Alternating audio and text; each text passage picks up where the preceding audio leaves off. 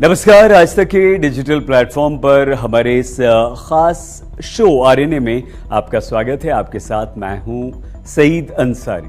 आपने गणतंत्र दिवस की परेड तो देखी ही होगी और उसके साथ कमेंट्री भी उसकी सुनी होगी। राजपथ पर सेना के तीनों अंगों की परेड और प्रदर्शन के साथ आप देख पाएंगे भारत की आन बान शान और राज्यों की झांकी।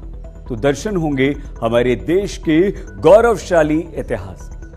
शब्द कुछ और हो सकते हैं, लेकिन ये झांकियां गुजरती रही राजपथ पर। लेकिन अब और नहीं, अब ये राजपथ कहलाएगा कर्तव्य पथ। मतलब अब कर्तव्य पथ पर हमारी जल, थल और वायुसेना के शौर्य की झांकियां निकलेंगी। हमारे इस शो का पथ भी है कर्तव्य पथ, क्योंकि आप देख रहे हैं आरएनए। आरएनए का मतलब होता है रियल न्यूज एनालिसिस। हम फेक न्यूज से रखते हैं दूरी और बताते हैं आपको बातें जरूरी। तो रहिए हमारे साथ और जानिए अपने सरोकार वाली खबर को विस्तार से। लेकिन राजपथ के इतिहास समेत सारी जानकारी आपको हम बताएं, उससे पहले आप ये जान लीजिए कि प्रधानमंत्री नरेंद्र मोदी ने नए कर्तव्य पथ का उद्घाटन कर दिया है और अब इसके नए नजारे का आनंद आप और हम देशवासी ले सकेंगे।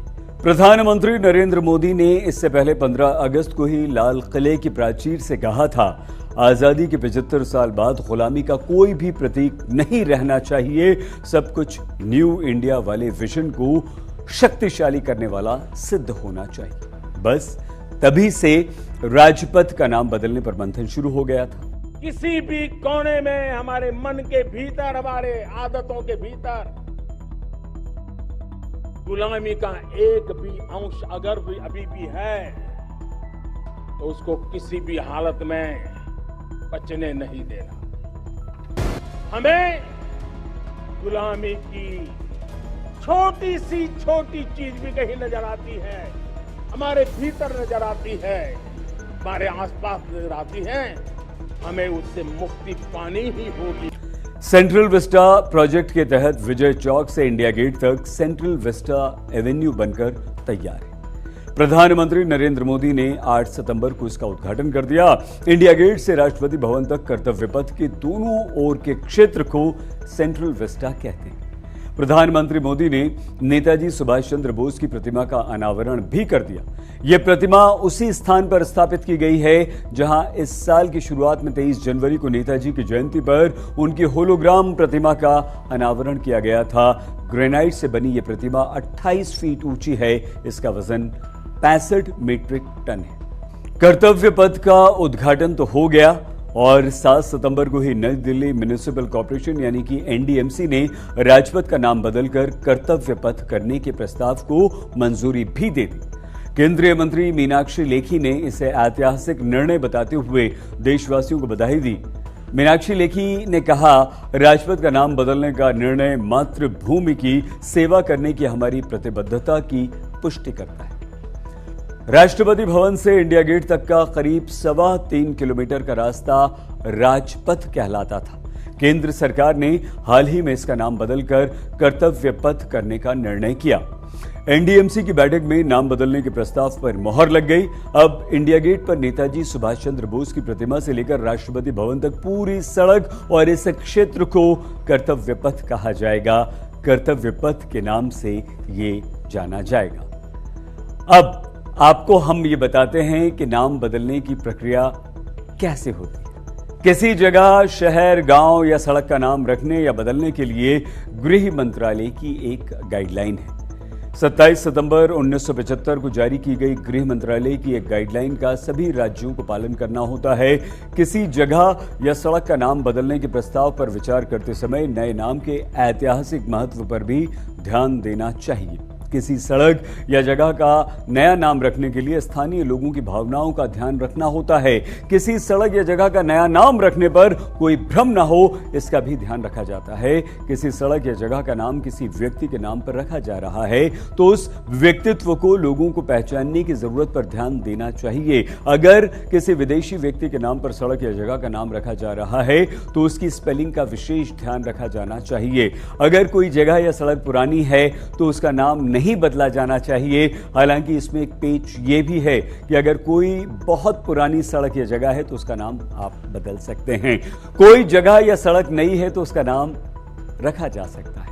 जगह या सड़क का नाम बदलने को लेकर एक शर्त यह भी है कि किसी एक व्यक्ति की अपील या मांग पर ऐसा नहीं हो सकता।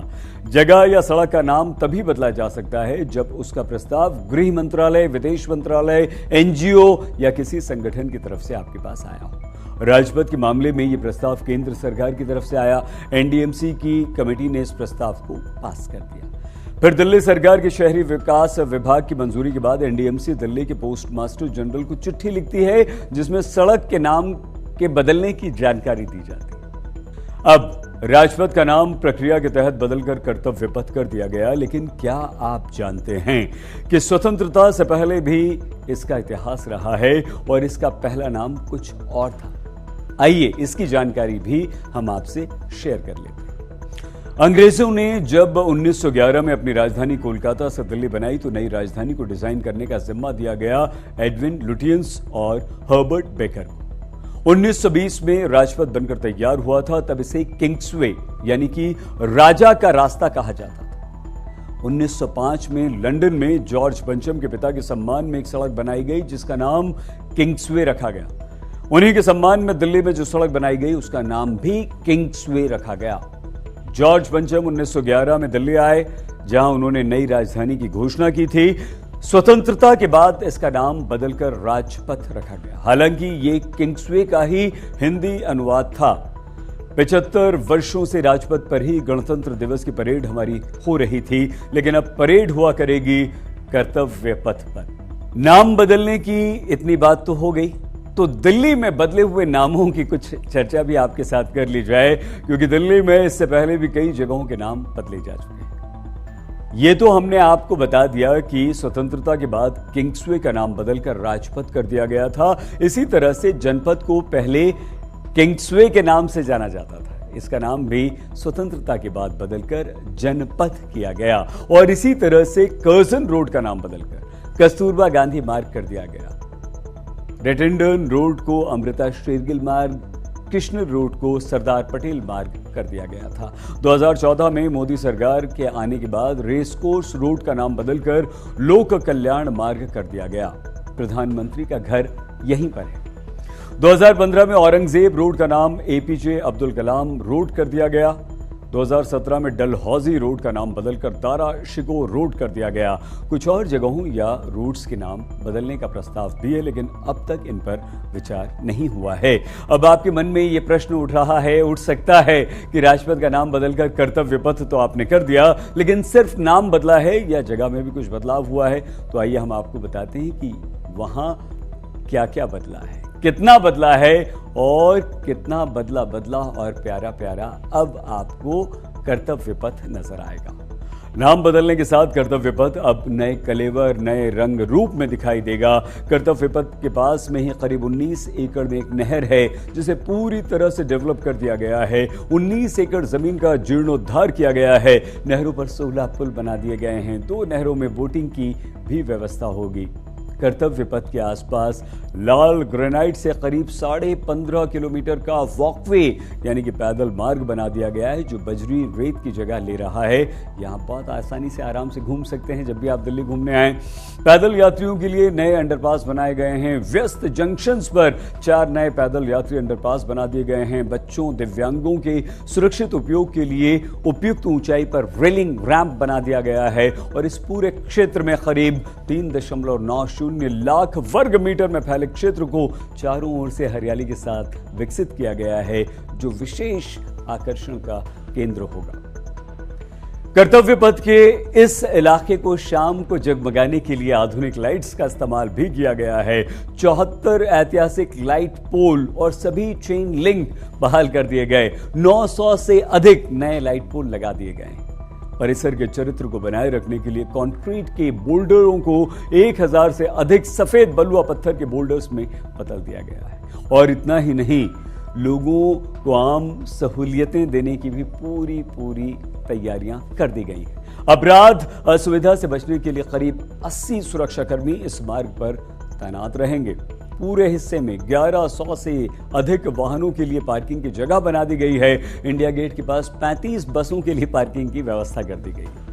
अपने वाहन से आप आइए या पब्लिक ट्रांसपोर्ट से या पैदल ही कर्तव्य पथ पर घूमने चले आइए। आपको खाने पीने की यहाँ पर कोई चिंता करने की जरूरत नहीं है। खूबसूरत ये जगह बन चुकी है। 5 वेंडिंग जोन बना दिए गए हैं। 40 विक्रेता यहाँ पर बैठेंगे बढ़िया बढ़िया खाना पीना लेकर। इंडिया गेट के पास 2 ब्लॉक 8 दुकानों के साथ सजे होंगे। कुछ राज्यों ने भी अपने फूड स्टॉल्स लगाने में रुचि दिखा दी है। मतलब ये हुआ कि पूरे देश का जायका अब आपको यहाँ इंडिया गेट पर मिलेगा। बस आपको कर्तव्य पथ तक ही आने का कर्तव्य करना है।